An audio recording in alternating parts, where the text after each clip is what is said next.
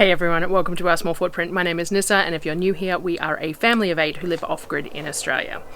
Current videos series that we're running at the moment is one that I do each month. So as a family of 8 and living off-grid and at a distance to shopping, we shop every 6 weeks.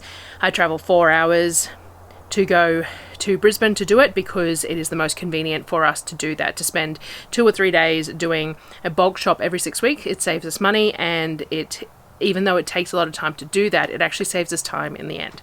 But in the process of doing that, it means that there's a lot of work that needs to be done to maintain that food and to allow us to have that food fresh and edible over the span of the 6 weeks and beyond when we're buying in bulk and seasonally.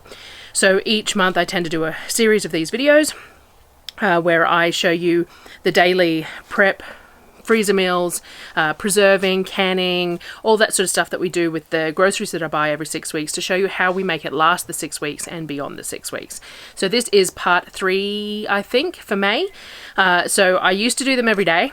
Daily videos every day, post the groceries. I got really sick this month and sort of missed my window of getting the daily videos. So what I've been doing is doing them every couple of days and making them slightly longer. And it seems to be working at the moment. Everyone seems to be liking it. YouTube seems to be okay with it, rather than the daily ones always bring in a lot of new traffic. The every couple of days is still doing okay for me, so that works for me as well. It gives me a day downtime in between doing these. It does mean that my rhythm is a little bit off though, so my timing, I used to try and get the videos out at the same time every day or every couple of days or whatever, and I've really screwed that up at the moment. So everyone gets the videos when they get the videos, and hopefully I can build a bit of a better rhythm for next month when I don't come home with a serious head cold and have children sick with it and things like that. So this is part 3 of the preparation, food, preserving, canning and all that sort of thing after the 6-week grocery haul for May of 2023. So enjoy watching, and I'll see you at the end.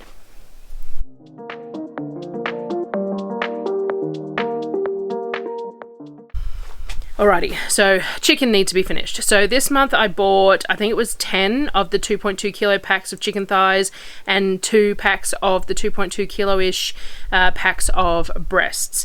We've eaten and done various things with some of the trays early in the month because we do that. But as the trays get closer and closer to use by date, then we start to look at what we need to do to make sure that they're going to last us through the month, and sometimes further on depending on the quantity that I buy, if there's any specials and things like that. So what we need to do is, as a couple of days before the best before date, we need to freeze, cook, prepare whatever we're going to do, all of it up so that it's going to last us. So I've said it before, but for anyone who hasn't heard it, we like to cook the thighs before freezing. I like to marinate them, dice them up, marinate them, cook them off, and then freeze them. I find that that is the best way for us to get use out of these efficiently, because it means that we just defrost a bag to use, and we use these on salads, on tortillas, on wraps, with flatbreads, with in pastas, all that sort of thing. So I like to cut them up small so that it makes it nice and easy to cook, and then freeze it cooked, and all we need to do is pull it out the day before, and we've got fresh marinated cooked chicken thighs to use for whatever purpose we want to use. I do like to freeze some raw with some garlic, ginger and soy on it. These are the ones that I use for making the fried chicken that I have with like the lemon sauce or the plum sauce and things like that, the one that I dip in potato starch. So I do sometimes dice up some thighs and freeze them with that marinade on them raw, because I don't want to be frying off pre-cooked chicken. I want to be able to starch it and cook it off from raw. So I do that sometimes as well. But tomorrow is the use by date on this chicken because my timing has been really far off. So I don't want to freeze any raw, because that means that you've got the time required for defrosting and stuff before you use it. So I'd prefer not to do that. So we're going to cook it all up today. I did the bulk up in my standard flavor base, which I do on many of these videos. And it's basically smoked paprika, garlic powder, onion powder, salt and pepper, some mustard powder. I'd normally add cowboy candy because we like that sort of that sweet and spicy flavor to the marinade as well. But I've actually run out of cowboy candy. That's just shocking, but there is no cowboy candy sitting on my shelf at the moment. I do have a couple of bags of diced up jalapenos and chilies and stuff that I kept to make more cowboy candy. So it's in the freezer to make the next batch up. I just haven't got to making that batch up yet. So the batch that I made previously, we've used the last jar and we've got none left on the shelf. So instead I added some raw sugar and some molasses to it to give it a similar sort of a thing. So if you've got a bit of sugar in your marinade, then when you cook off in the cast iron, it's going to caramelize the edges of the chicken a little bit, which gives it that sweet sort of a sticky outside, which is really nice in a lot of different things. So because I didn't have the cowboy candy there, which is done in a sweet pickled syrup, I forget every time that not everyone knows what cowboy candy is. It is sweet pickled jalapenos or chilies and things like that. It's a sweet syrup that it's pickled in vinegar and sugar and stuff like that. So I do excess syrup with diced up jalapenos so that I can then pour it into things like pasta sauces and mayos and marinades and things like that. So because I didn't have that, a bit of sugar, a bit of molasses will give the same sort of benefit of that little bit of caramelization in the pan. I cook it off in the cast iron pans, and I try not to overcrowd it because we want to get that caramelization. If you overcrowd in the pan, it's going to stew, it's going to release too much juice, and it's going to stew in there. We don't want that. We want it nice and crispy on the outside. So I just slowly work my way through it all. I also marinated a batch of the chicken. It was about 2 kilos in the butter chicken marinade. So I make the Skinny Mix's butter chicken, or well, a version of the Skinny Mix's butter chicken, which is free on her website. And I can it. So what I'm doing is I'm going to marinate the chicken in the butter chicken marinade so that I can use it in the actual butter chicken sauce, and we don't cook that off first. So I've just put that aside in that marinade and then and then cooked off the normal stuff. I did do the butter chicken. This is probably the 3rd time I've done it now. The first time was a while ago, and we finished off it not that long ago, and then we made a second batch and we went through that fairly quickly. It's really great in winter to have it, especially for lunches. Make a bit of flatbread up, have some butter chicken. It's a really filling, tasty, warm lunch, so it works really well. So while I've got the chicken cooking off, I started on the other processes of the butter chicken. It's quite a long recipe because there's lots of different steps to it, but it is well worth it. As to the recipe is free on her website. I make it's 3 times the chicken amount but 6 times the sauce amount because we're going to leave the jars super saucy with chunks of chicken flicked through it, which works for the purposes that we use it for, because we generally use it as a lunch meal, not a dinner meal. And as lunch, it doesn't need to be full of chicken because we're eating it with flatbreads and stuff. We're using it as dipping sauce. It just works quite well. And a 31 is enough for all 8 of us to have a small bowl of it to have alongside whatever else we're eating. I used the Thermomix to do a lot of the prep. I cut up all the onions in the Thermomix, but I sauteed them on the stovetop. You can cook them in the Thermomix, but I decided that I'd pull them out, put them on the stovetop, and get the next steps in the Thermomix going rather than using it to cook. So I put them in the Dutch oven and cooked them until they started to caramelize. Once they caramelize, I add all the spices to the onion as well and cook that off too. I had also used the Thermomix to puree up the tinned tomatoes with the rest of the tomato base as per the recipe, and once the onions were done, I put it all into the pot together. So I brought the onion and tomato base mix up to a simmer, stirred in the marinated chicken, and you could cook off the chicken first if you want, cook it off in the cast iron with that marinade on it, but it's going to hold its shape more when you can it than if you were just eating it. That's not a bad thing, but when I can it, I kind of like the fact that the chicken shreds up a little bit in the jars because it just spreads that chicken a bit further. So I didn't sear the chicken off first, I just threw it into the curry to cook in the curry. I simmered the curry with the chicken in it until the sauce thinned out a little bit because the chicken's going to release juices, which is going to thin your sauce out a little bit. And then I filled my jars. I attempted to get similar amounts of solids in each jar and top them up with the sauce. These are size 31s, which are almost equivalent to a quart. I did all the normal stuff, so I filled them up to a generous sort of a 1-inch headspace, and then I cleaned the rims with the white vinegar and a clean cloth, placed the rings on them, wiped those rings down with a bit of vinegar, and then wipe the insides of the lids, put the clips on them, and put them in the pressure canner. So it's chicken, obviously. It's a curry, but it has chicken in it, so it's going to need to be processed for meat times, which is 90 minutes for a quart. So it's 15 pound weight for my elevation. So we put them in the canner for 90 minutes at the 15 pounds to seal up. while they were processing, I got my pork butt ready to be pressure cooked. So the pork butt needed to be used as well. It was coming up to date. Pork is a little more forgiving than a chicken because it's a red meat. It can go quite a bit longer than best before dates, to be honest, if you're comfortable with that. But I try and get things done within around about the best before dates. So I decided to pressure cook this. I decided to go the carnita pork route again. So I made the carnita pork last month and we really liked it. So that's what I'm going for again. But this will be even better because it's using a pork butt rather than the pork shoulder. Pork shoulders are very lean, pork butts are quite fatty, which makes them really good for pulled meat. So I cut up a whole lot of onion and garlic. I cut it really nice and small because I'm not intending to remove it from the pork when I shred the pork. I read a lot of different recipes and used what worked for me and then altered as I do. So we did a whole lot of onion and garlic, cut it nice and small. Now, most of these recipes have orange juice in them as well. Last time I did a bit of lime juice because I had limes in it, and it was nice, but it didn't give it quite the same tang, I don't think, as what a fruit juice would do. But I don't have any oranges at the moment. I do have grapefruit though, because I bought grapefruit for Darryl.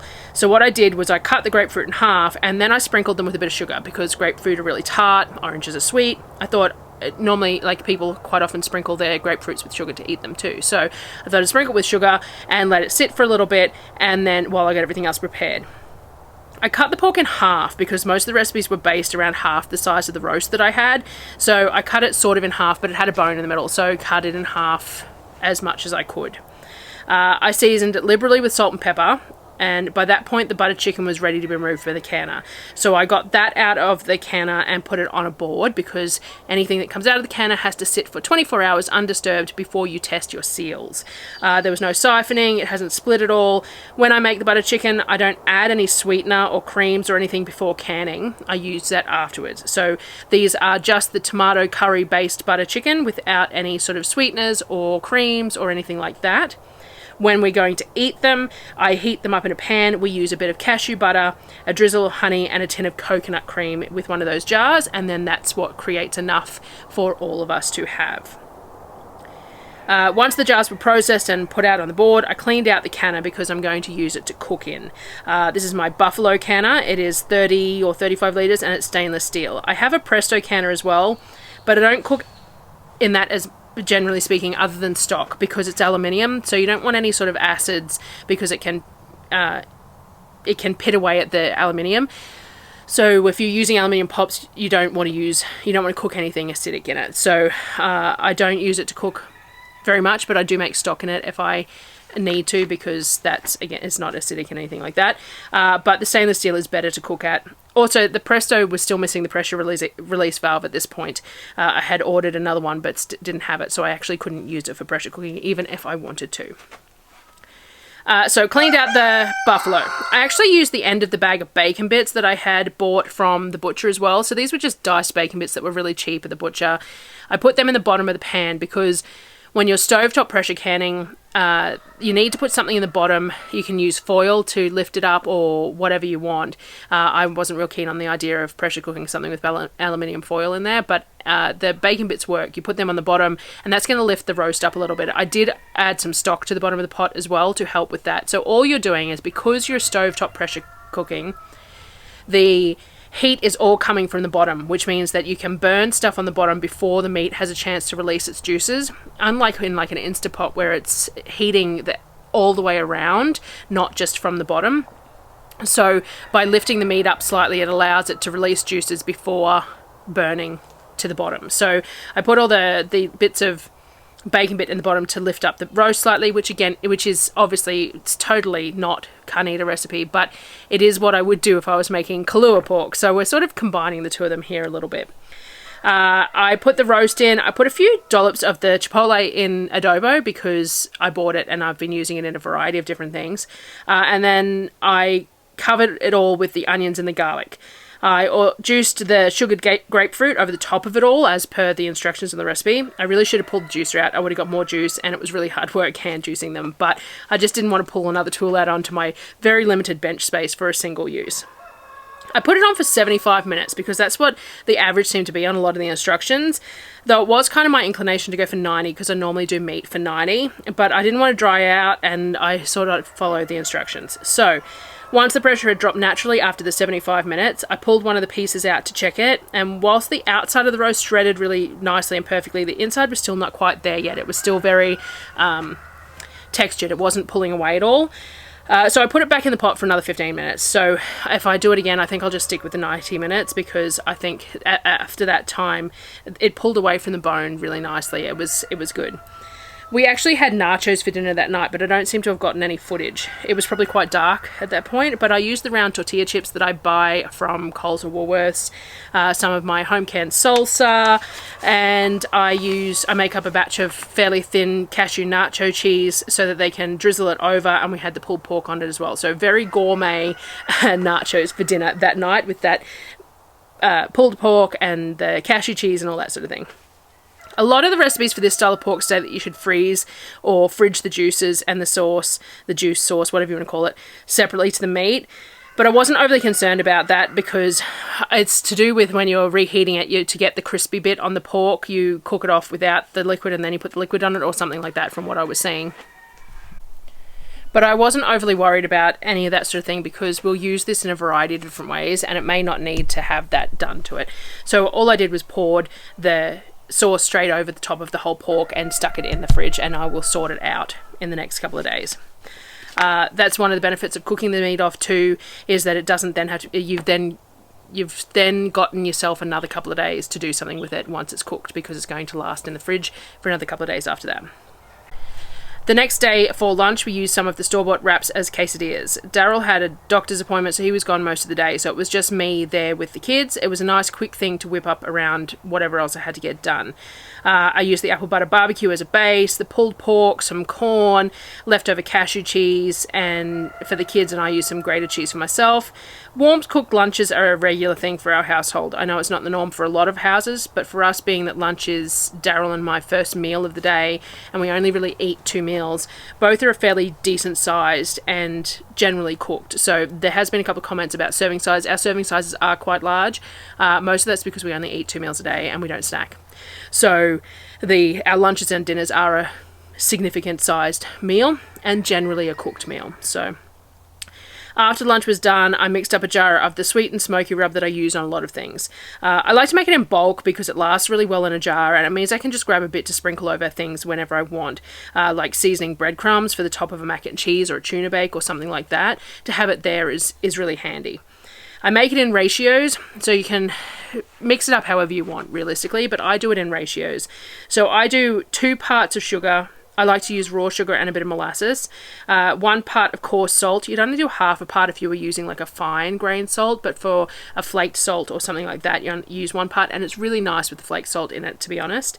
Half a part of cracked pepper, 1 part of smoked paprika, 1 part garlic, 1 part onion, and half a part mustard powder. It seems like a fair bit of sugar, but realistically it's only 2 parts sugar, whereas there's 5 parts of everything else.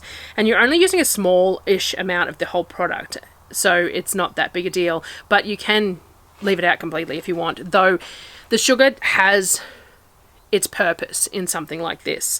It creates liquid, because when sugar gets hot, it melts. So it creates liquid, it creates a little bit of a caramelization on things, it stops things from losing some of their moisture as well. It definitely serves its purpose in something like this. The reason I was making it up this time was because I was going to use some of it on a pork roast. So when you do make it too, you need to make sure that you shake it or stir it if you've left it sitting on the bench, because if you've got different sized particles in there, it's going to settle as well. So make sure you give it a shake or a stir. Today I was going to do the pork roast. So these pork roasts are skin on rolled legs. I think they are legs. Pork roast. They are $7.99 a kilo, or if you buy them in a case, then they're only $6.99 a kilo. And a case has 3 of them in there, so it's around about 21 kilos. It is a very efficient way to buy pork. It's not. I do make it into pulled pork and it does work. It's nowhere near as nice as something like a pork butt because of the fat content, but it works perfectly fine. You just have to add a bit more liquid to it. One of the ways we get good use out of it too is to slice the skin off with some fat still attached, and we lay it over potatoes and roast it. So I do this on every month pretty much. I like these small red potatoes from Costco for this. I slice them in half and fill 2 trays with them, and then I slice up the rind into strips and lay that skin side up over the potatoes.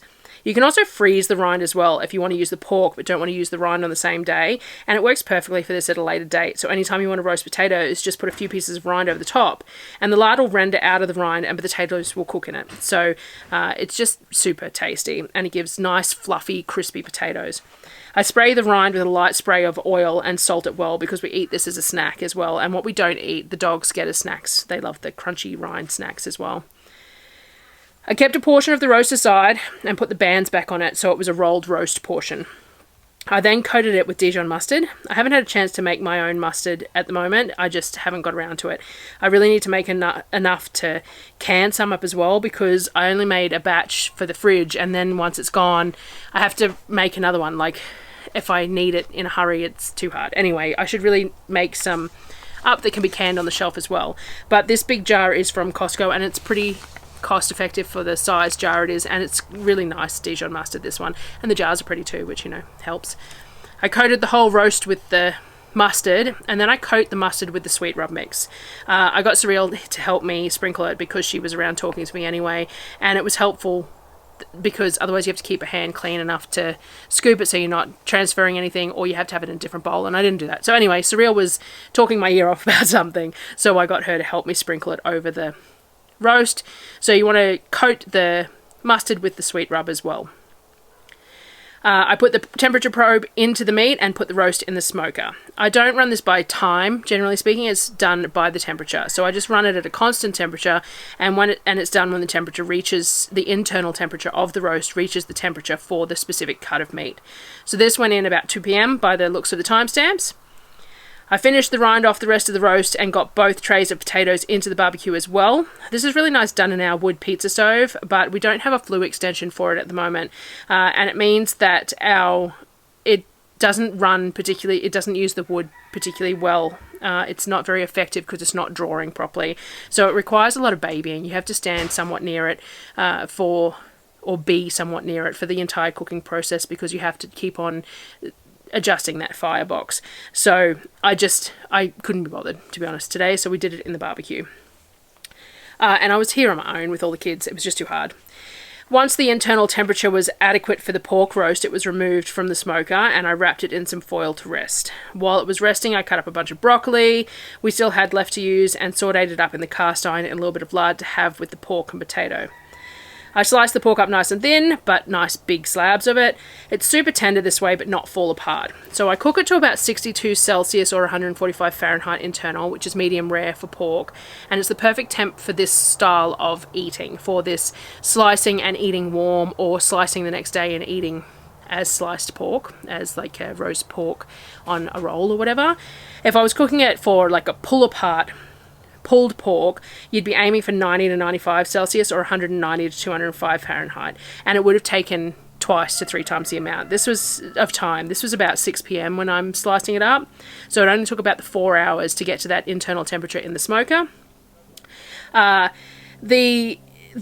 You can turn these into pulled pork, but as I said, they're a very lean rolled roast. So if I'm going to pull them, I would be putting them in a pressure canner or in some liquid, not just in an open grill like I do when I'm roasting it. So that there's a different method to get it up to that temperature without drying it out. The sugar in the rub and the mustard coating help to create a lovely crust on the roast, but they also help to increase the retention of moisture in the roast as well. If you don't put anything in there, the edges get really dried out and chewy. You put that rub on there, it keeps the external the external edges of the roaster have that lovely crust on them, have that really nice flavor to them, but they also have a moistness to it, and so does the rest of the roast. The roast definitely holds moisture better when you use a bit of sugar in your rub, and the mustard helps with that too. But also pulling it out of the smoker, wrapping it in foil and waiting before you slice it is a really good thing to do with that too. So 62 degrees for sliceable, 145 Fahrenheit, or 90 to 95 for pulling, which is 190 to 205 Fahrenheit, depending on the preference. You can do it in that scope. There's some different trains of thought in those between those temperatures.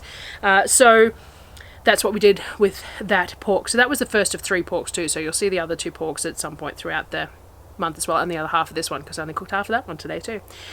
So that was part 3.